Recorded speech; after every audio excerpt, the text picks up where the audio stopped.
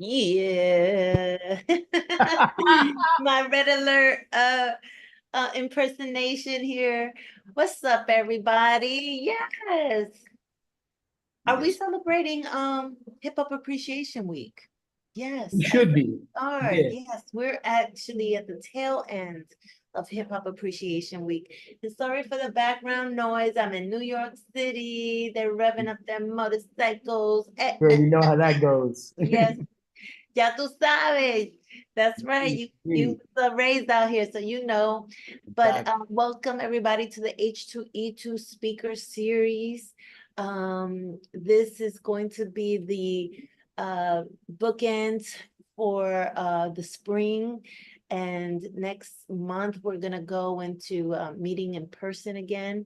And we're excited to present the final speaker. But before we do that, I want to introduce my partner in crime, Marlon, aka Unlearn the World, Richard. Thank Yes, who is the executive director of Hip Hop for Change. What's up, Marlon?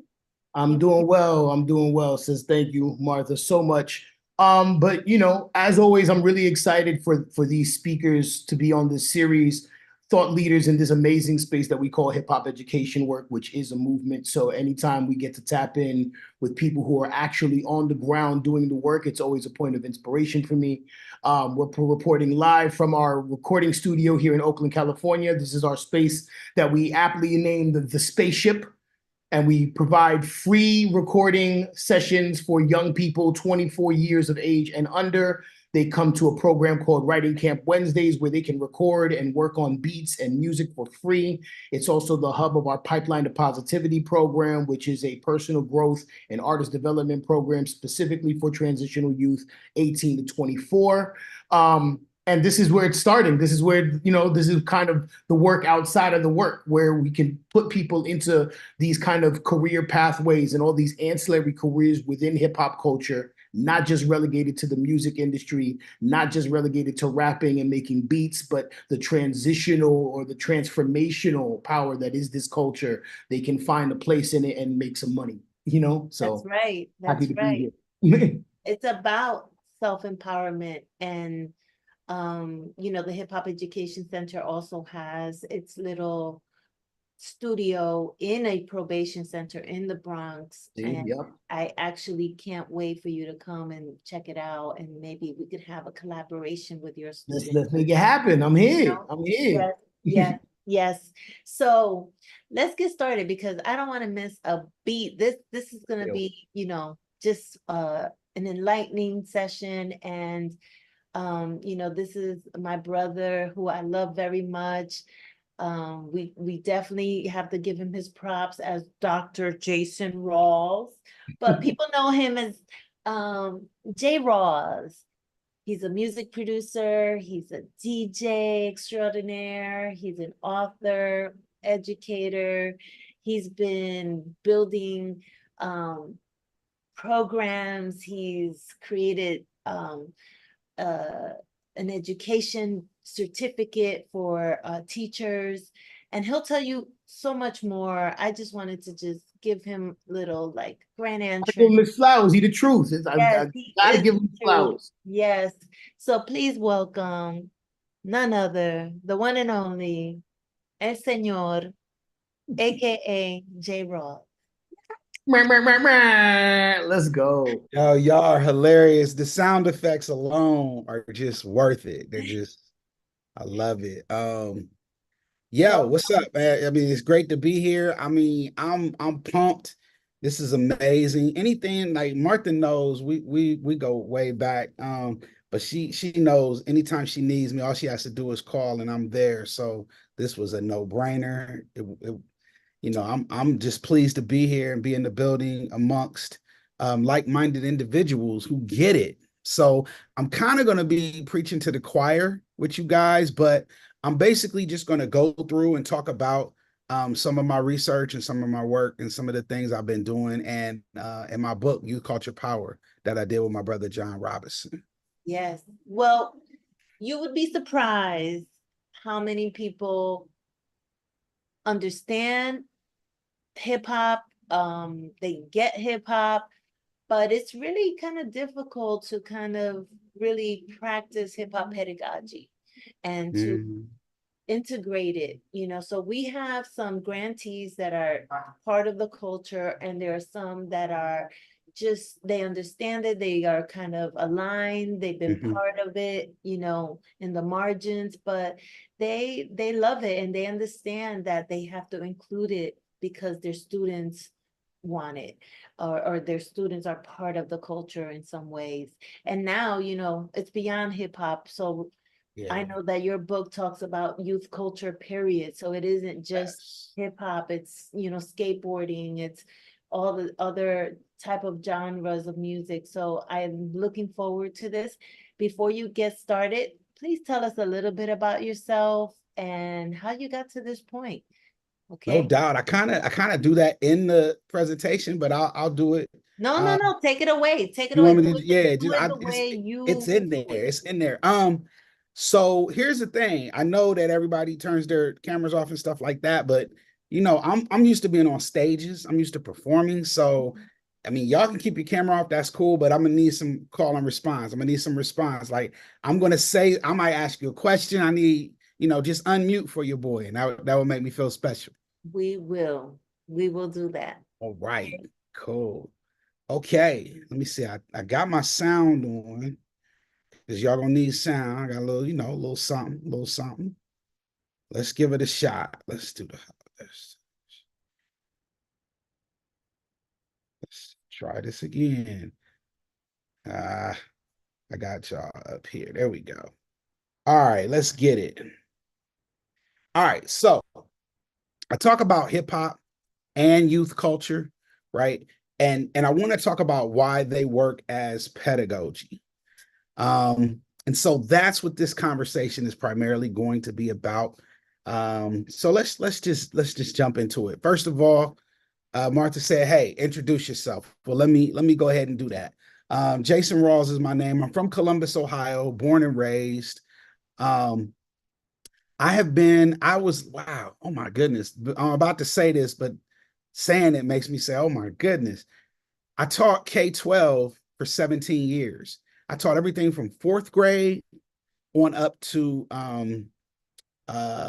college, really, but at 12th grade, all the grades in between. Only thing I didn't teach was K, first, second, and third. So I say that to say I've been in the classroom with the young people, and I know where we're coming from. I know what it is. I started out actually as a computer programmer, and that for me was not the move.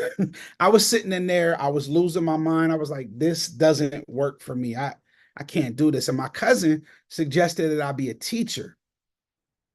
And I was like, yeah, I don't think so. I'm not trying to deal with somebody's bad kids. I'm not the one. That's not me. Can't do it. Went back to my computer job, and I'm sitting there like this, and I'm like, oh my God, this is so I called her back, like, okay, what I gotta do. August of 2002, I started teaching, and I fell in love. And I'm gonna tell you what made me fall in love. From, okay, you guys are in the classroom, so you get it, right? That first week, you're supposed to call home, touch base with the parents, dig in, kind of, set that line, get that communication going.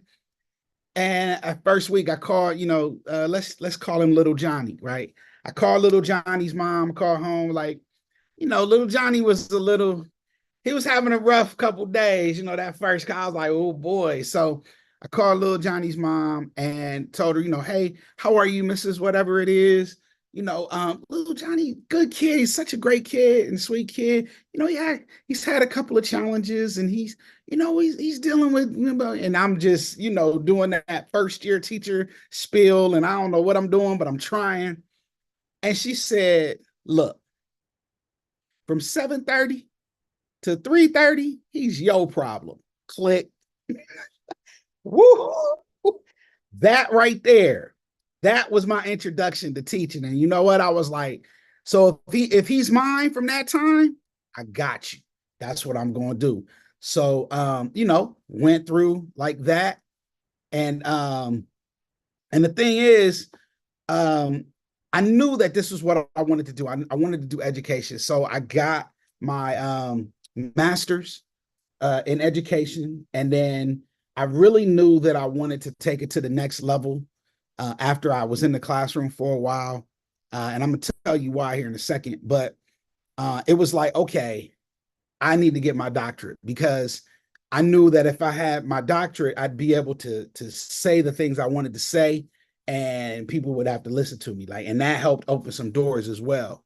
Um, so what ended up happening was, while I was doing all this, I'm also a producer, hip hop producer. I am blessed to have produced for acts like Mos Def, Talib Kweli, Aloe Black, Eric Roberson, Odd Future, Domo Genesis, um,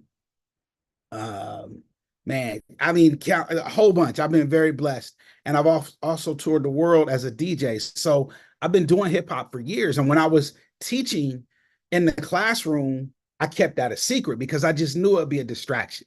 I was like, I don't want to try to tell the kids, because I would be in class on Friday, leave from class, go to the airport, right? And jump in a plane, be in New York or LA or wherever, come back on Sunday, jump back into my suit and stuff and be sitting in the classroom in front of my students. And the thing about that was, it was cool, but I didn't, I thought I had to keep that a secret. And y'all know the students, man, y'all know the kids, they sniffed that out so fast. They just was like, Mr. Rawls, you ain't telling us something. Something's up. You be coming in here in like some Jordan 3s, and you hold up, something's up. And and the kids be on him. And so I was like, you know what? Let me be who I am. And once I gave them my authentic hip hop self, my whole world opened up. I realized that that was the secret sauce. I realized that that's how I was able to build a connection with my students. So and that's what I started using. And so I started working with my brother, John Robinson, and we co-authored a book together called Youth Culture Power. And our second book is called How Can I Move the Crowd, where we give actual activities for teachers, because we started doing professional development for teachers because they asked for, how do you do this? That's the big thing. Everybody's talking hip hop based education, but the real question that I get from teachers all the time, and I'm sure y'all do too, is how you do it. What do you do, right? And so that's what we started talking about. And what I ended up doing, I was blessed to create a program called the Hope Program at Ohio University. So the Hope Program is Hip Hop Ohio Patton Education. Patton College is the education college. And so we started a program for teachers where I was teaching hip hop based education to pre-service teachers. And I believe it was the first program of its kind. So I'm really proud of that. I did that for 2 years until Ohio State scooped me up just this past year. And now I'm a tenure track professor at Ohio State University School of Music and African American and African Studies. And my colleague, Stevie Johnson, and I are creating the first, and we think it's like one of the first like hip hop studies programs in a school of music. So we're writing curriculum, we're creating classes, we're doing everything right now. So real excited about that, and excited to just keep things moving. So that's a little bit about me. I see that there are some questions, but I had closed my other one. So Martha, if there's something in there I need to answer, let me know. Sure, will do. Right now, people are just commenting. Okay. Dope. Sounds good. Marlon said he's wearing his raucous t-shirt. Oh, see, that's the stuff I need to see, man. That's what's up. Let's go. I love that. Well, listen, we can talk raucous afterwards, man. I love that. That's my days. That's all right. Well, I'll keep it moving. So what I want to do is I want to chat on, let me see, can I make this smaller? Yeah, there we go. I want to chat on perspective. So if you talk about perspective, let's just talk about perspective in general, right? The guy on the right, how many sticks does he see? Sees 7. The guy the guy on the left, the guy on the right sees 5. And look at that picture. Can y'all see what they did? Somebody break it down to me. You see it? Put it in the chat or say something.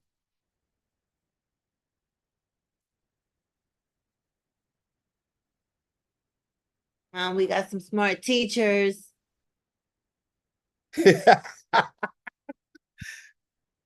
So if you notice the way this is drawn, it's a little confusing. It's a little misleading. And so it looks like 7 logs for the guy on the left.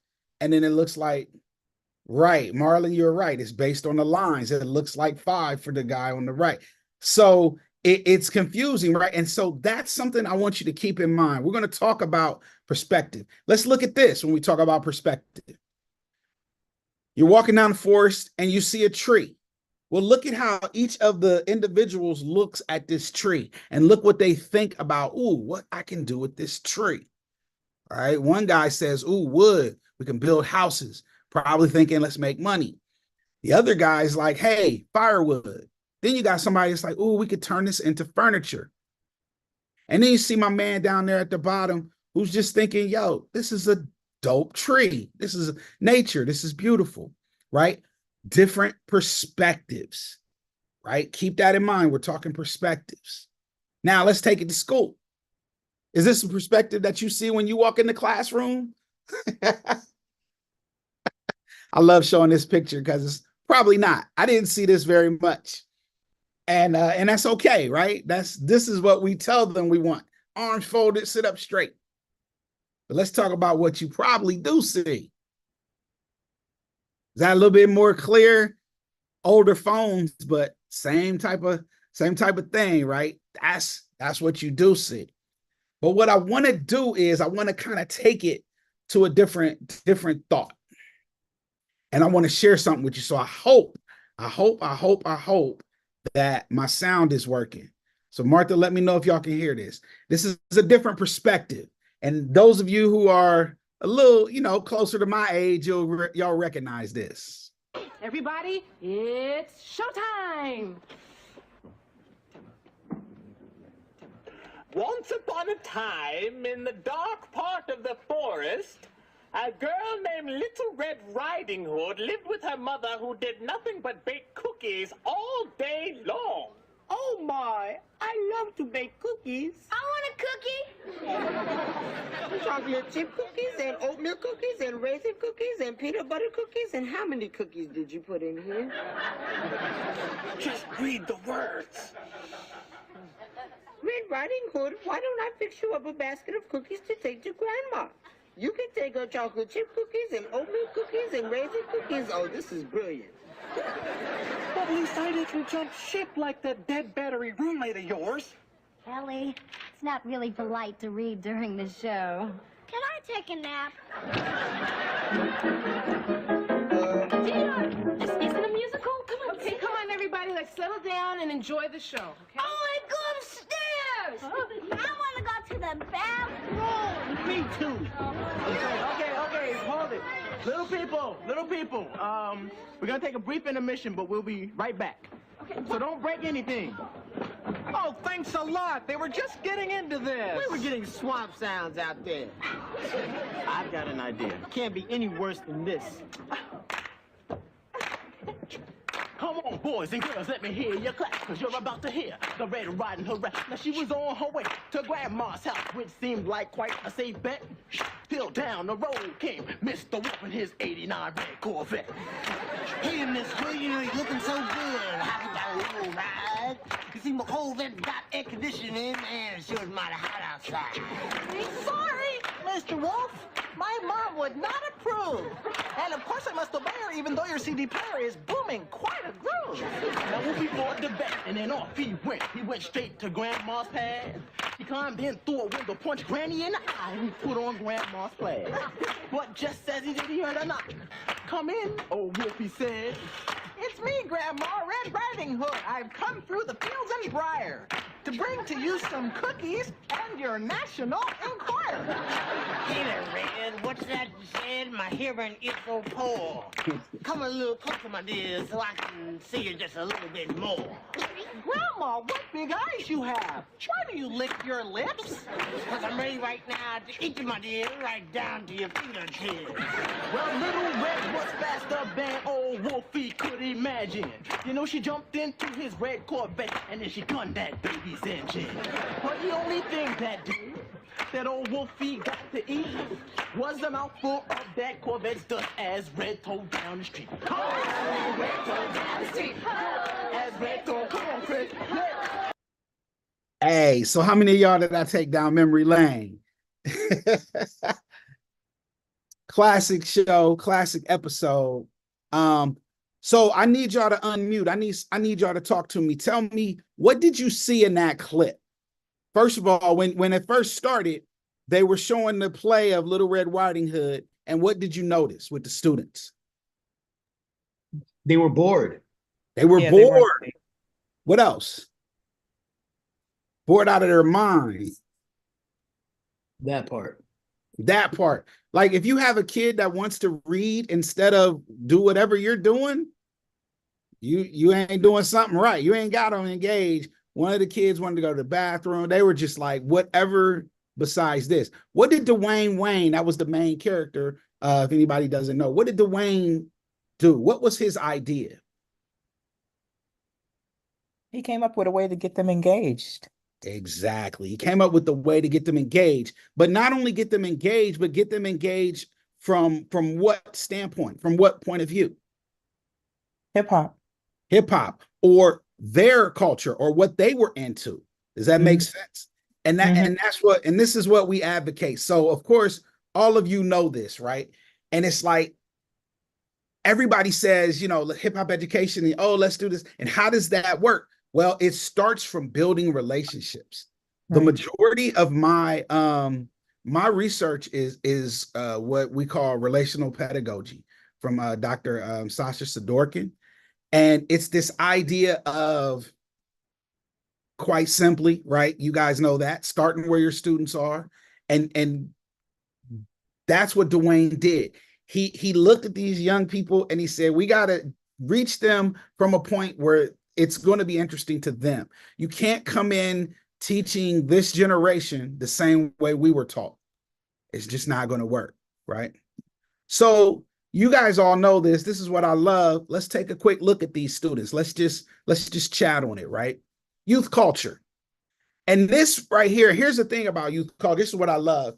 This slide here with all these different things, Instagram and Apple and PayPal and this and that, this is even old. Like, there's more stuff now. Like, youth culture moves at the speed of sound.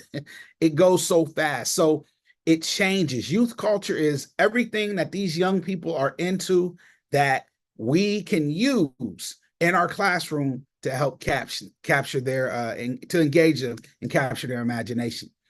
Now, here's what they see in school, right? When they come into their school, this is what we tell them.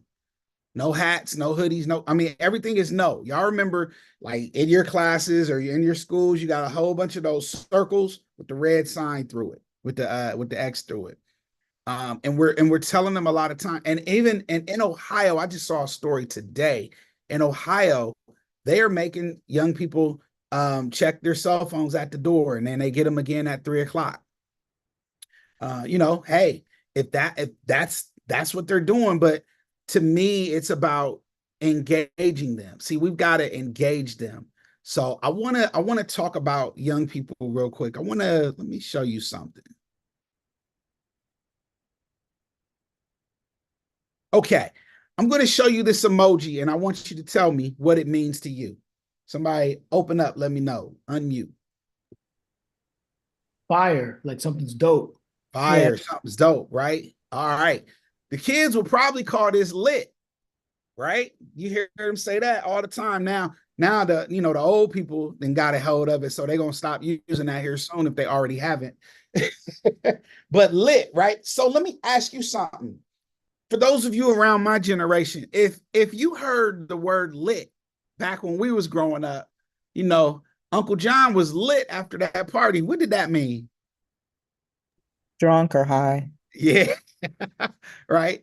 So you got to think about, yeah, Marlon, and y'all got it, and Dr. Dolores, you got to think about how things change and how things constantly move. And our young people, yo, things to keep in mind about this next generation. They've only grown up in a digital world. Think about that, right? I mean, everything, they've only known cell phones, a world with cell phones, a world with internet, a world with streaming. Like, real and virtual can sometimes become intertwined with them. And so they enjoy being engaged and constantly connected, whereas, we may not like that all the time, but they're used to it and they move a lot faster than we do. They'd rather just jump right in and get right to it whenever they're doing something, right? It's the TikTok and the selfie generation, right? They got hip hop people advertising to them. That's normal for them. For us growing up, hip hop wasn't, it wasn't like that. We didn't have hip hop stars advertising to us at first. That came later. And we definitely didn't have any rap snacks. Y'all got these at your local corner store? My students used to come in all the time with these. So let's talk about it. Now, I know I'm preaching to the choir. Y'all know about all this, so I'm not going to spend a lot of time on it, but hip hop is a culture. And that's the main thing. When I talk to a lot of groups or teachers, that's the first thing I need to explain to them. If you know Dr. Emery Petchower, you know who he is. He talks about hip hop being related to identities, values, and aspirations of many youths in the world. And I think if we keep that in mind, that will help us in the classroom with things that we do, right? Now, I always talk about the four main elements. Of course, DJ, graffiti, b-boying, which the media ended up calling breakdancing, MCing. And then, of course, you got the fifth element, the knowledge that goes into it, right? So all of these things have a lot to do with the whole entire culture. And a lot of times hip hop is misrepresented because those who are not in the culture just think that the music, the rap part, that's all it is. And I get that question all the time. People who are confused by, well, what's rap? So what's hip hop? Or they think, oh, this song is rap. No, this song is hip hop, that kind of thing. And so these are things that the people who are in the culture need to make sure the people who are not in the culture understand. And as we all know, hip hop is more than just rap music. It extends to so many other things. And these are just a few of the things. Like, this isn't even half the list or even close, but it's a way of life. Hip hop is just quite simply a way of life. So if you think about that, what is a way of life? Well, a way of life is culture. And so culture is defined in Merriam-Webster. Beliefs, customs, arts, etc., of a particular society or group. And so for some young adults, hip hop has all those common values, those beliefs, and those perspectives. So when you think about it, hip hop is a culture by definition. Okay. So here's the thing that I want to talk to you about. Youth culture, which these young people have their own beliefs, customs, arts, the way they do things, what they value, their perspectives. Youth culture is hip hop culture. Well, hip hop culture is now youth culture. That's what I want to say. And so if you take that into perspective and keep that in mind, then it makes sense. Why do we have hip hop in education? Or why should hip hop be in education, right? It's no secret. Some urban youth feel alienated by the normal classroom. Go back to that different world clip. Those students were in there losing their mind. They were bored out of their mind, right? And so the practices of hip hop, youth culture, hip hop culture, bringing those into the classroom can help reinvigorate a classroom. It just makes so much sense. And it covers everything that we've talked about in the past. When you talk about meeting students where they are, giving students a voice by centering their culture in the pedagogy, right? And then drawing from their own experiences. I think that's some of the things that people oftentimes really don't consider, because a lot of people think of the students as kids. They're kids. They don't know, or, you know, I got to teach them. You know, they follow that old science of the students are just to sit there and we pour everything into them. And that could not be further from the truth, because they have experiences and you can use those experiences to help them learn as well. And so that's why we talk about youth culture in general. Thank you, Dr. Dolores. That's why we talk about youth culture in general, because one of the things that I learned very early, so me personally, I don't know anything about anime, okay?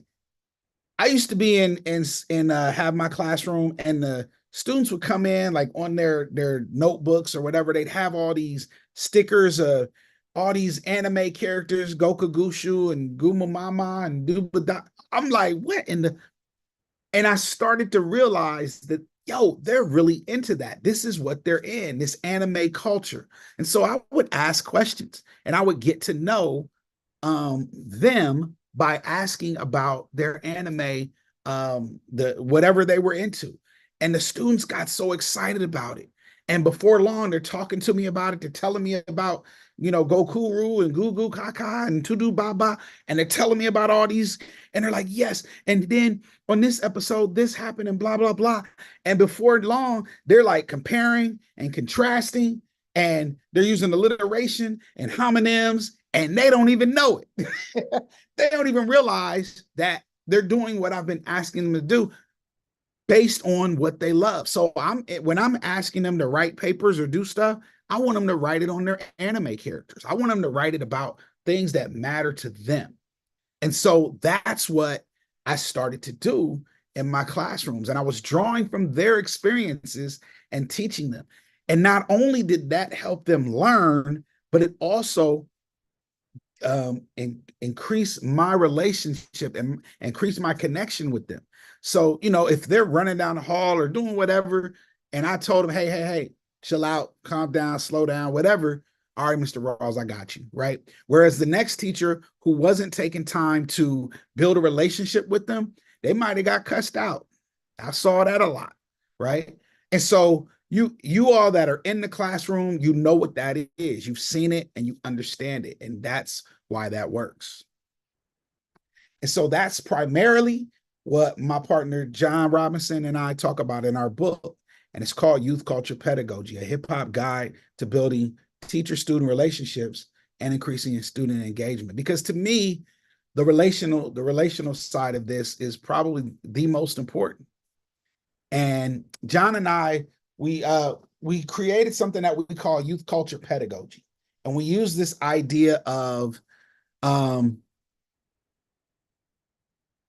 using culture, right? Embracing youth culture. So whether that's hip hop, whether that's skateboarding, anime, whatever it is that our young people are into, instead of banning it and shunning it, I want to get to know about it. I want to learn about it.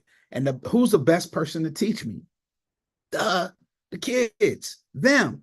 So I have them teach me and break it down and have them explain it to me.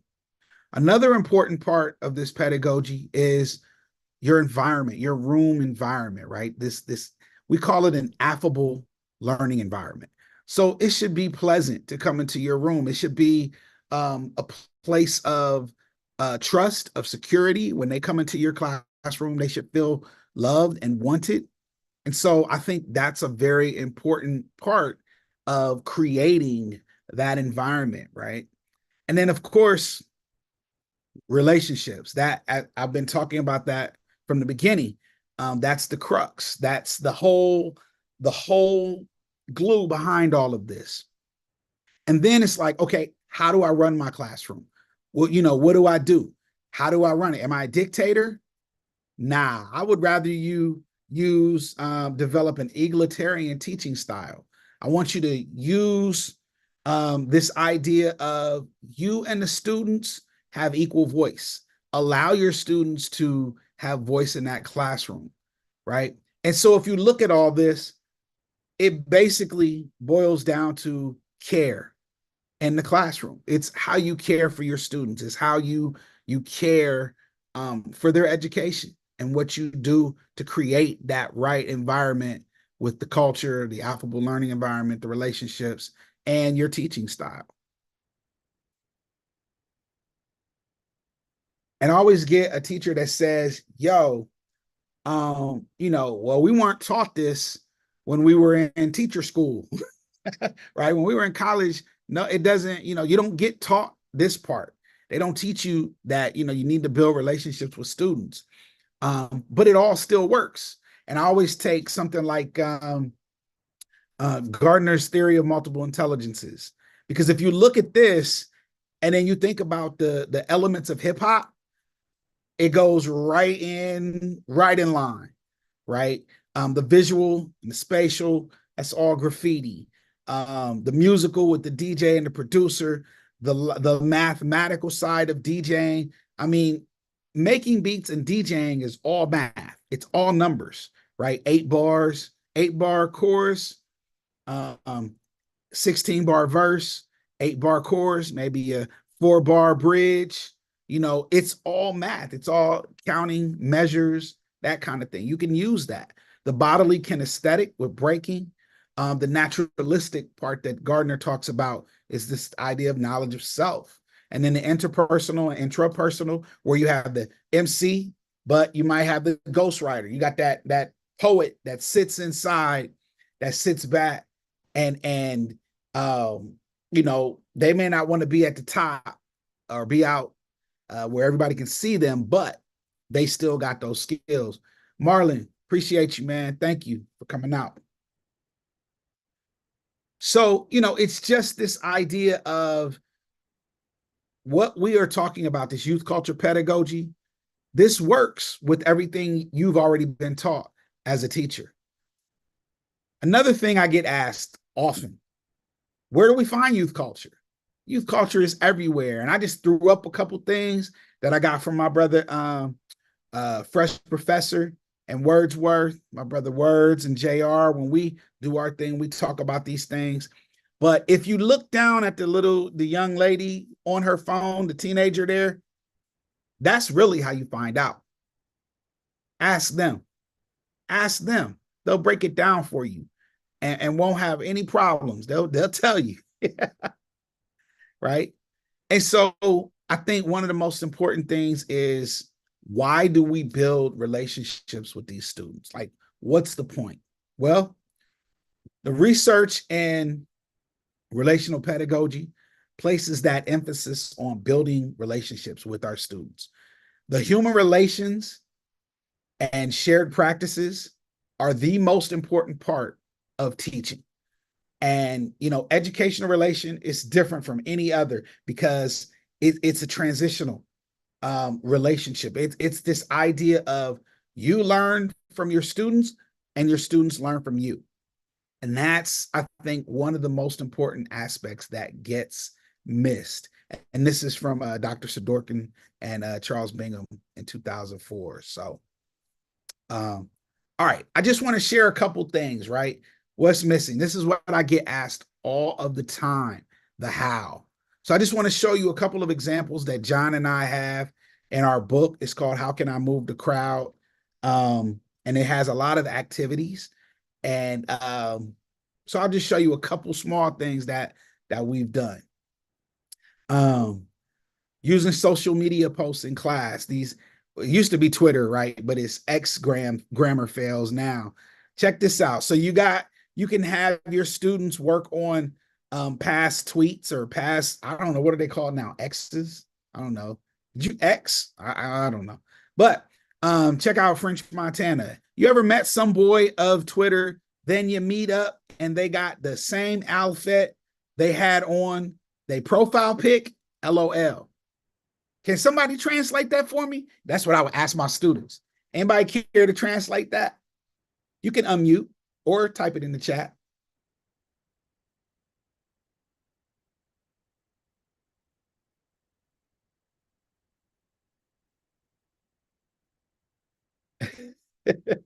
Okay. Laugh out loud, laugh out loud. Yeah, to say the least. But you have your students actually go through these. So whoever got my wallet with my $1,500 cash and credit cards and passport, you will be on Chanel 7 News because you was up under a candy camera. We got you on the candy camera. Let me share this with you. This is a Instagram right now kind of along with Snapchat is kind of running things, right? So you can go on online and find this, but a quick little blank Instagram thing, and then you can add something, put something in, and let your students talk about it or fill it out. And this is just one example that John and I did. Say you're doing a study on Nelson Mandela, and you put that picture in there, and then let your students do the hashtags. Let your students talk about who that is. And it's also good for introduction. You can put that up there and see what the kids think or see who knows. And this is an activity that you can do, just a quick little activity to start things off or to reinforce what they've already learned or check what they've learned. And then John and I, we got this fun one here that we like to do. It's called the hashtag games. So I'm going to ask you to unmute, and I'm going to ask you to hashtag, because hashtag is basically what? The main idea, right? So that's something that students have to learn. They have to know that anyway. So you can use social media to help with things that they need to know. That's hip hop education. All right, so I just want you to hashtag this, and you can unmute or you can type it in the chat. Hashtag that one right there.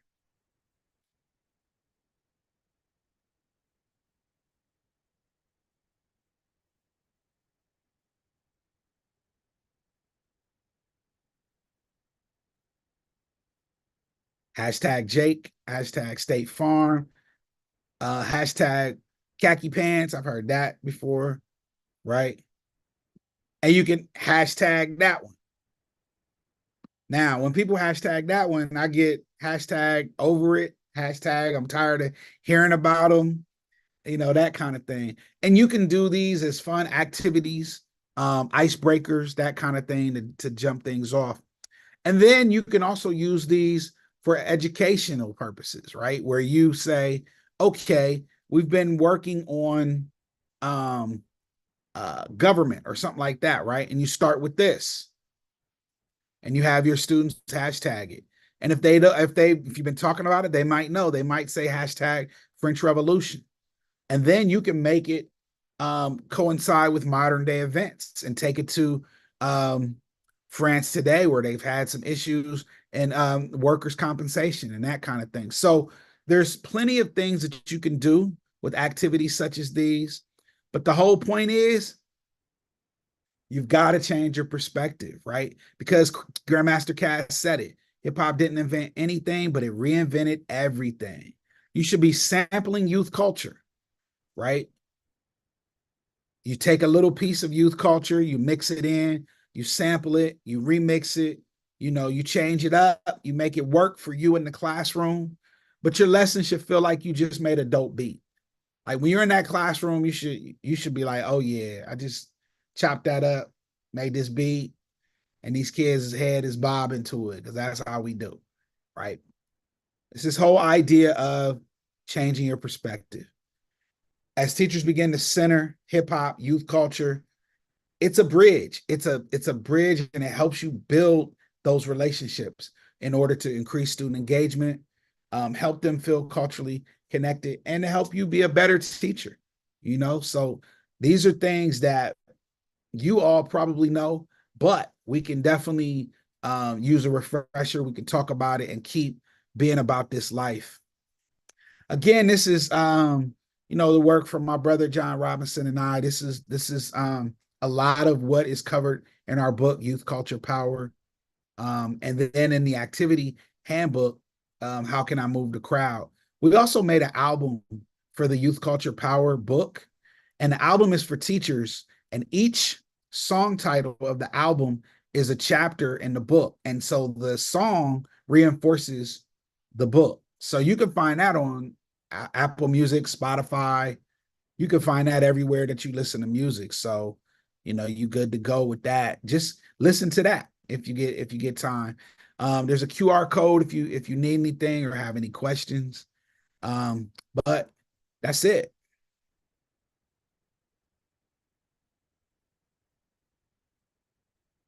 So if anybody has any questions, thoughts, Yes. Thank me know. you. Wow. Dope, dope, dope, everybody. Oh my God. Well, okay. Y'all better unmute, put your cameras on. Let's have a discussion. This was so enriching. Thank you so much, Jay, for sharing. I know there's so much more that you could share, but because of our limited time, this is just a snippet, and the goal of these conversations are is to really meet the leaders in the field so that you can purchase their books or curriculum, music, and just also invite them into your classroom or have one-on-one with them, when we share the emails. But building community, right? Yeah. So Mark, Seb, is Dolores still with us? Anybody else want to turn on their camera? Yeah, Dolores is with us, and we got somebody Yeah. named Prism. Yeah, How you doing, Prism from the Chosen Family. He's with us. He's one of our researchers from the Hip Hop Education Center. Dope. Anyone have questions, comments? I have a comment. First of all, that was a great presentation. Thank you. I appreciate it. So much resonated with me. One of the things that you said when you talked about, getting students' attention and I just put it in my own words, reimagining how education is being rolled out. Yeah. Thank you for saying that because I don't come from a traditional educational background. But when I put together projects and courses, I think how would young Dolores, who was the class cutter, the class cut up, the straight F student, how would she have needed to receive it? Yeah. And that's something a couple of years ago, I started talking to our faculty about how we re-engage students and how we update things to meet them where they're at. So when you said that, and I was met with stone face, trust me. I was looking in a sea of people who were like, here she go again.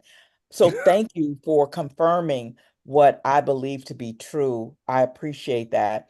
And also, any ways or ideas that you could give us that we can make some of the academics transferable to like what Dwayne Wade did. I mean, what Dwayne did in a different world. How can we or who can we connect with that can help us try and make some of that transferable so that kids are engaged and they do understand the scope of the work that's being put in front of them? Well, you said who? I would say whoever's in the classroom. They just got it. That's why it's called changer's perspective. That's why I talk so much about perspective, because you got to change how you look at it. A lot of time when I first started teaching, I was told that, I stand in front of the classroom and I talk down to the students. I mean, they didn't say it like that, but that's what they wanted.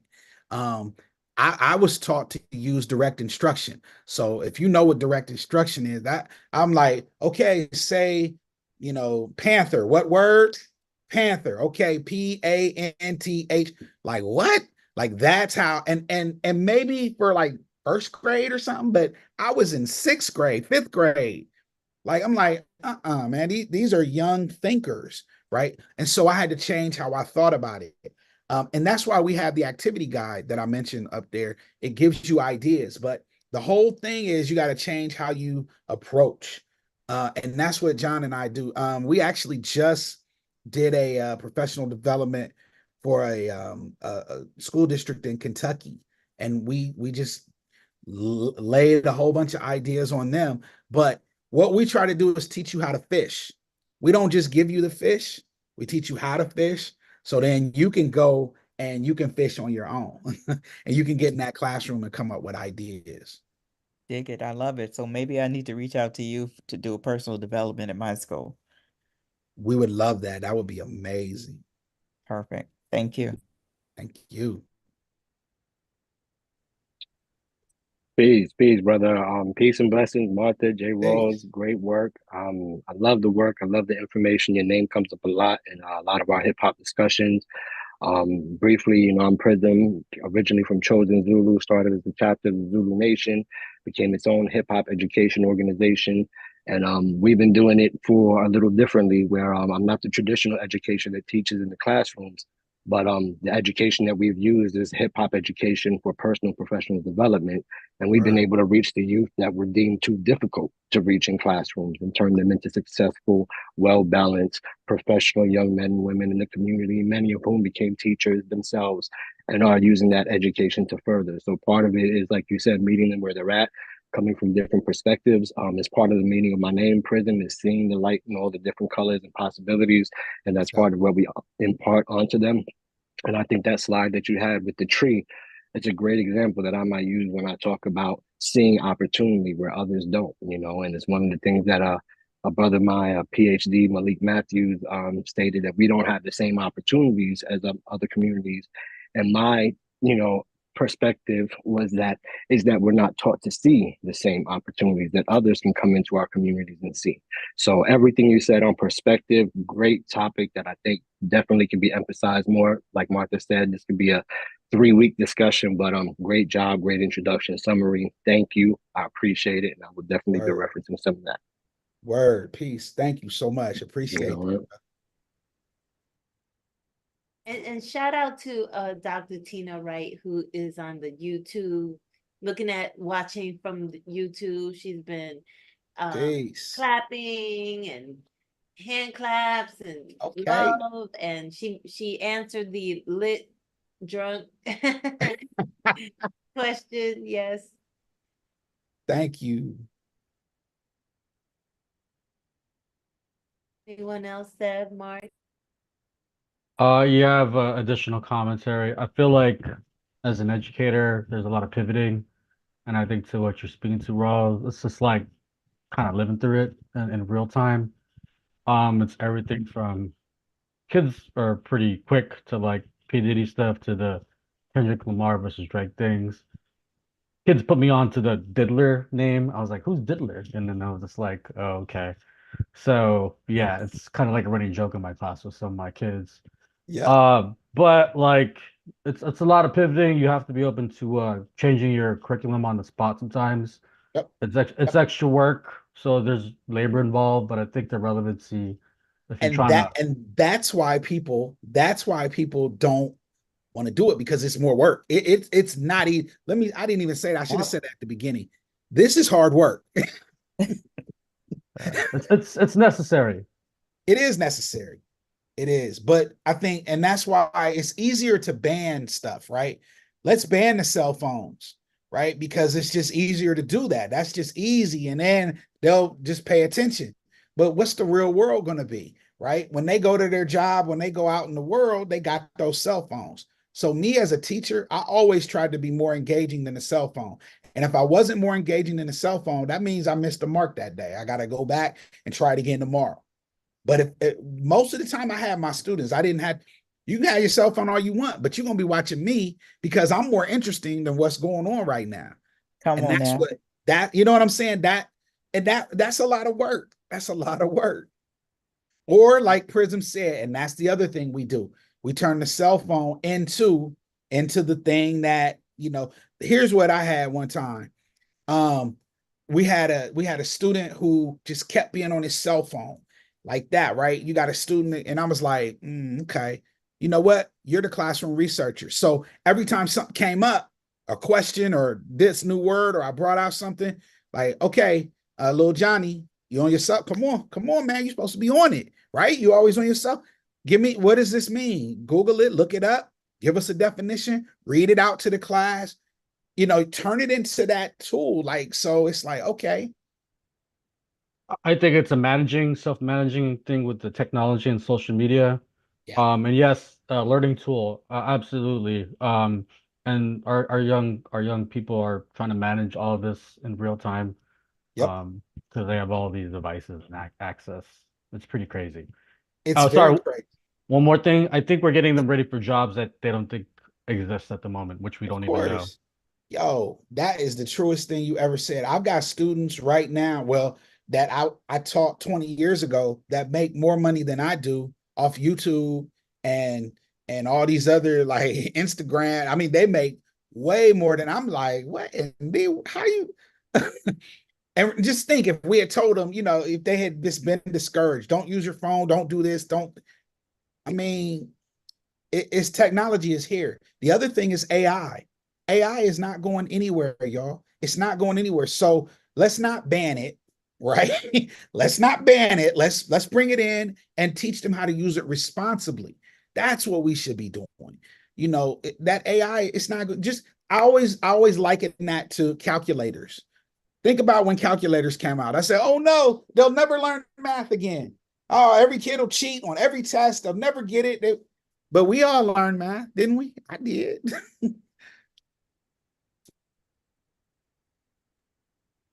Sam, you got any last words or questions? Oh, I just had a question for you, man. What was your favorite grade level?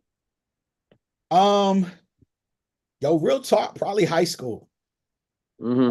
Probably high school between 11 and 12, because we could have I'd have a lesson plan and we'd have something that I'm supposed to do, and the kids would come in and they'd be buzzing about something. I'd had to change the whole thing. It's like we ain't even doing whatever we was doing. Something going on in the neighborhood or whatever. I put them in a cipher and we just talk. And Mm-hmm. Yep. taking that classroom time, because my principal walked in one time, was like, you're not using time efficiently and blah, blah, blah, and this and that. And I'm like, check this out here. I wasn't doing what you want me to do, but I allowed them to get what they had on their chest off their chest. So tomorrow and the next day, I'm able to teach because we had that conversation. I didn't squash it. I didn't quell what they was trying to talk about, what was on their mind. So that was my favorite. That's what made me realize I wanted to teach college. I wanted to I like adults. I like adults. I had more fun with that because I couldn't do elementary. I don't have the patience. I feel you, man. I feel you on that. Definitely. Well, we can go on and on and on. We love you, Jay. Thank you so much. Thank you. Mark, you already know how I feel about you, and I appreciate this opportunity just to be able to speak with like-minded individuals. That's always a good thing to reinforce what we're doing. And Dr. Dolores, like you said, just reaffirming what you're doing, keep fighting the good fight, because there are a lot of people who aren't doing this and who could care less. And I mean, we could talk about Florida and stuff like that, and just, I mean, they're trying to rewrite history. Like, nah, that didn't happen. I'm like, wait, what? Slavery didn't happen? We just don't talk about it. Or it happened, but it benefited the. Oh yeah, I heard about that. Yeah, What? they benefited from being slaves. I was like, I gotta tell y'all, listening to you guys makes me really thankful to be at View Park, because my school is super flexible and plenty of freedom and creativity. So I'm like, woo. You're lucky, because most Yeah. teachers I talk to and do professional developments for, they feel like their hands are tied. Yeah. I hear that too. Thankfully, our hands aren't tied at all. That's beautiful. Yeah. Mark said he's grateful for his autonomy. Yeah, that's good, man. And Tina Wright was like, sounds like me when you were talking about how you were doing LOL over there. But one other thing that I want everybody to know is that you do a crazy set on Twitch that I love. You got to talk about that, because I mean, I think all of the teachers, maybe with the exception of one person who is like the parent liaison CTE coordinator in Inglewood, everyone else is like an artist. They have their teaching job, but they're also doing, yes, yes. So it's really All important. day. What That's can what you we tell us do. why is it important for you to continue, expressing yourself and working on your own craft? Because it's who I am. Like if I stop doing that, I won't be who I am. I'll be a liar. I can't be my authentic self. I love music. I love creating, and it's just part of who I am. Yeah, this is just one room with the records. There's another room back there full of records, and then another room on that side. Because I have a problem. I'm addicted. Just got records. Look at this. Got this yesterday. Got the Dorothy Ashby. Woo! Got this Bill Moss and the Celestials. Oh, I'm gonna be chopping some stuff up. You I'm know, working on an album with Kweli right now. oh, he has an event tonight. He just invited me to, but I was in Rome for this, the Dr. Khaled's screening for his movie, which got an honorary mention. But right next to our Airbnb, there was a record store called the Soul Records. Oh, He went and Martha, take me to Rome. I want to go digging. I know you would love. I thought about you. I was like, and I told him, I said, Jay Rawls would have been here 7 in the morning. He found some originals 45 Michael Jackson records. Nice. Yes. nice. So, I'm not gonna, keep you longer because, Don't thank do you. it. Thank you so much. Everyone wants to connect with you. Thank you for putting your email there. And this is, you're wrapping up our spring series, and That's you dope. will be meeting some of them in person at the Hip Hop Education Retreat Dope. in November. So Dope. Exciting. to be continued. Thank you so much. Thank you. Thank Thank you. you. Thank you. Peace and love, everybody. I appreciate everybody's time and thank you so much. Peace, peace. Peace, peace. Thank you. Thank you. Self-care, everyone. Self-care. Yes. Indeed. Yes, thank Yes, you. Dolores, you had to get 1200s. You can't do it without Yeah, those. I was gonna get those electric things. They were like, we teaching on the 1200s.